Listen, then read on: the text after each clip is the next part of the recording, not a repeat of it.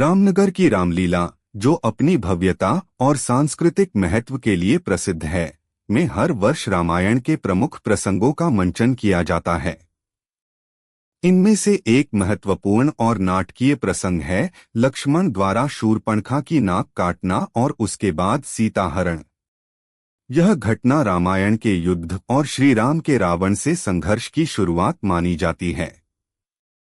इस प्रसंग में न केवल युद्ध की नींव रखी जाती है, बल्कि श्री राम, सीता और लक्ष्मण के जीवन में एक बड़ा मोड़ आता है। पंचवटी में श्री राम, सीता और लक्ष्मण वनवास का समय व्यतीत कर रहे थे।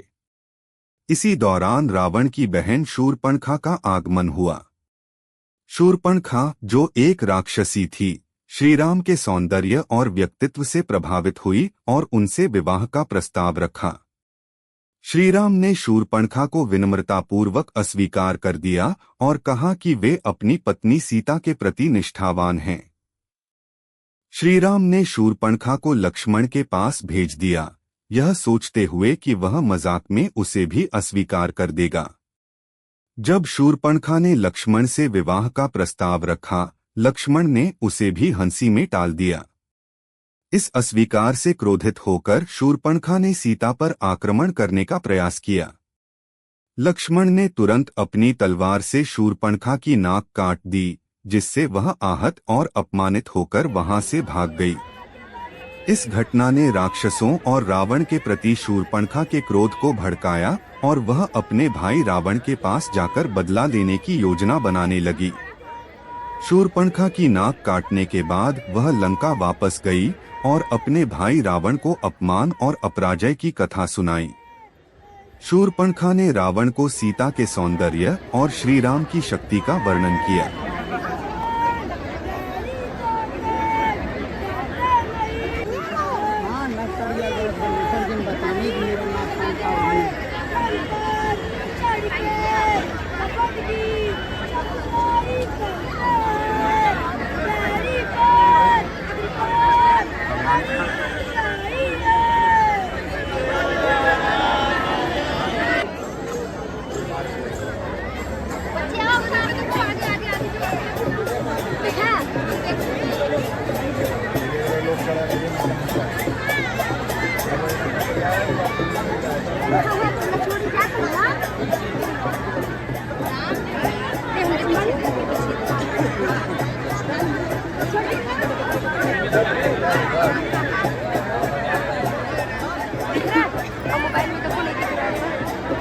भैया मोबाइल नीचे कर ला भैया, और ये पिछवा या तो ये पूरी करना या तो नीचे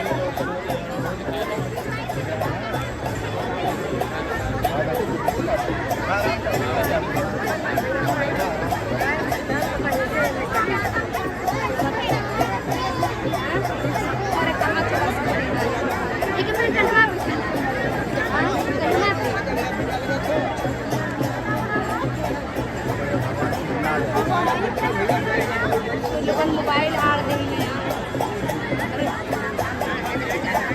अरे आखिर तो देख ले भैया, मोबाइल कर दे रहे हुए और रुपया करता मोबाइल और रुपया का लगे।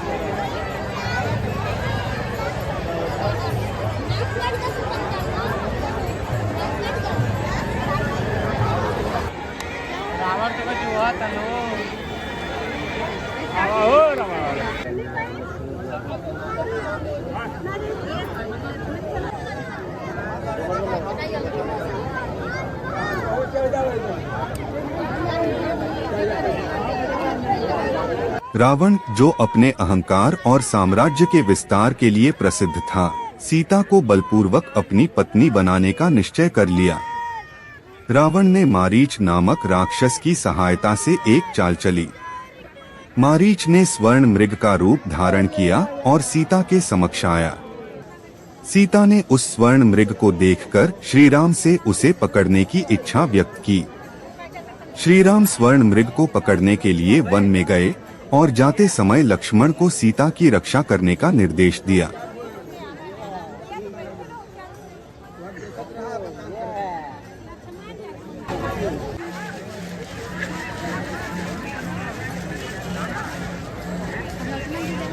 लीला देखे लायक नहीं रह गया।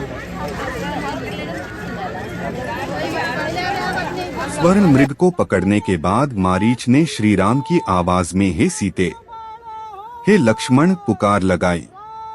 सीता ने श्री राम की चिंता में लक्ष्मण को उनकी सहायता के लिए भेजा। लक्ष्मण ने जाने से पहले एक लक्ष्मण रेखा खींची और सीता से कहा कि वह इस रेखा को पार न करें।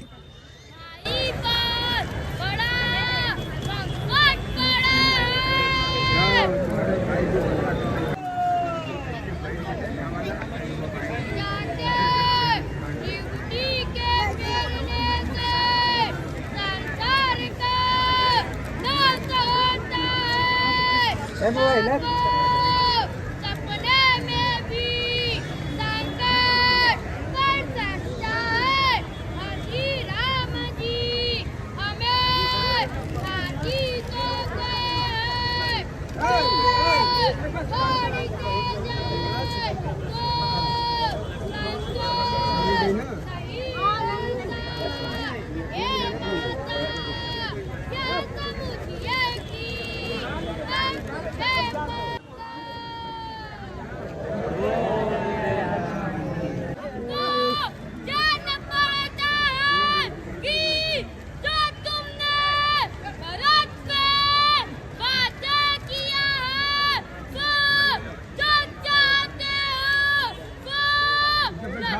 माता क्या समझिए कि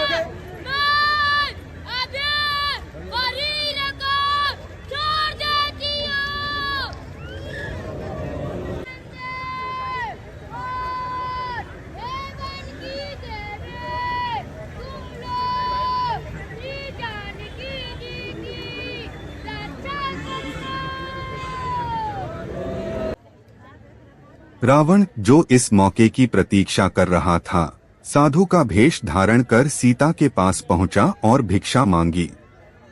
सीता ने लक्ष्मण रेखा को पार कर दी और उसी समय रावण ने अपने असली रूप में प्रकट होकर सीता का हरण कर लिया।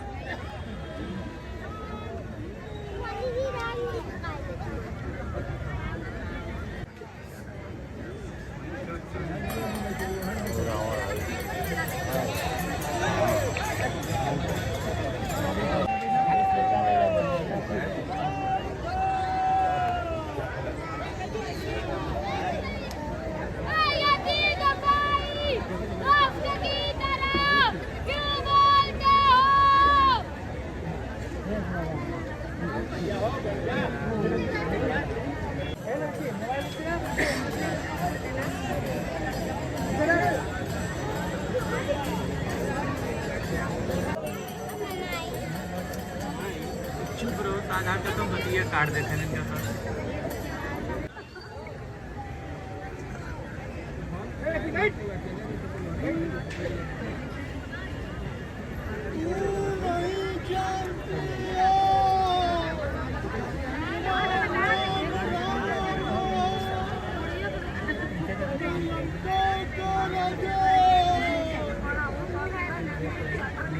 अरे चुप रहिए।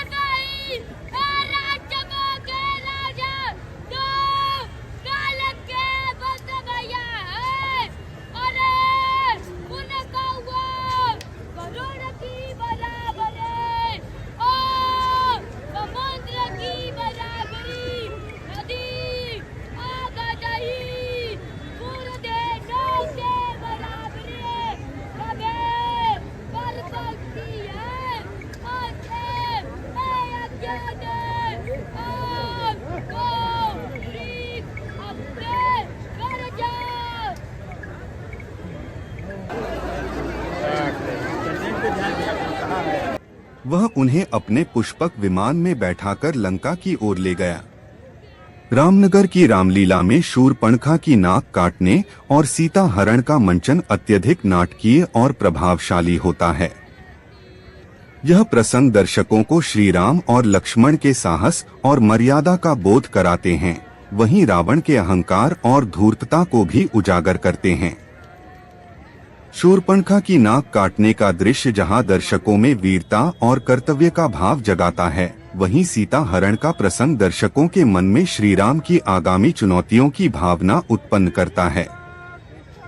रामनगर की रामलीला में ये दृश्य अत्यधिक नाटकीय होते हैं। मंच पर राक्षसी शूरपणखा की आक्रामकता और लक्ष्मण का साहस दर्शकों को भावनात्मक रूप से प्रभावित करता है। शूरपणखा की नाक काटने के बाद उसके चीत्कार और रावण के पास जाने की योजना का चित्रण रामायण के युद्ध की नींव रखता है।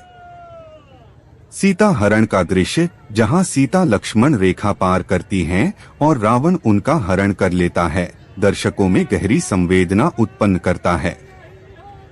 यह दृश्य रामायण की आगामी घटनाओं का संकेतक है और राम-रावण युद्ध की ओर अग्रसर होता है। रामनगर की रामलीला में लक्ष्मण द्वारा शूरपणखा की नाक काटना और सीता हरण के प्रसंग अद्वितीय रूप से प्रस्तुत किए जाते हैं। ये प्रसंग रामायण के सबसे महत्वपूर्ण मोड़ों में से एक हैं, जो रावण के साथ राम के संघर्ष की नींव रखते हैं। यह न केवल वीरता, त्याग और कर्तव्य की महत्ता को दर्शाता है, बल्कि दर्शकों को यह भी सिखाता है कि अहंकार और अधर्म का अंत निश्चित होता है।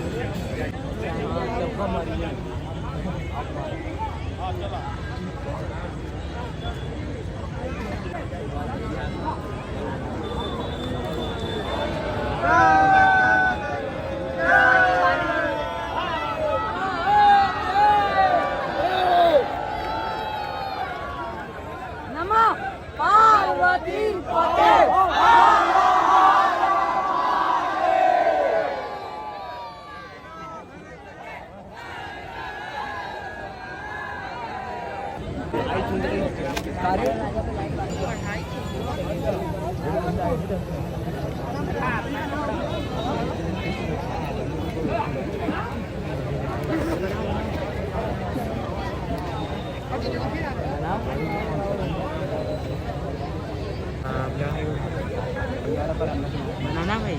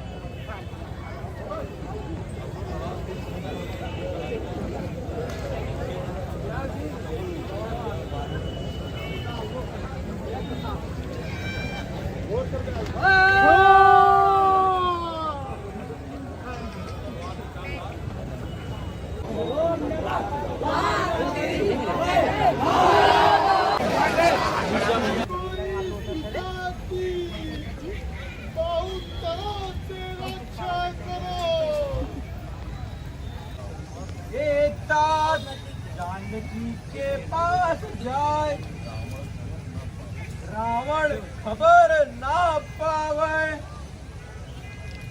इसे खाने से 10,000 वर्ष तक क्षुधा प्यास ना लगेगी। जानकी जी हमारा नाम इंद्र है, अब शोक को छोड़ धीरज धरिए,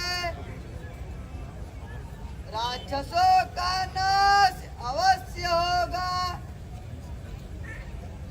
इस हव्य को खाने से 10,000 वर्ष तक क्षुधा और प्यास न लगेगी।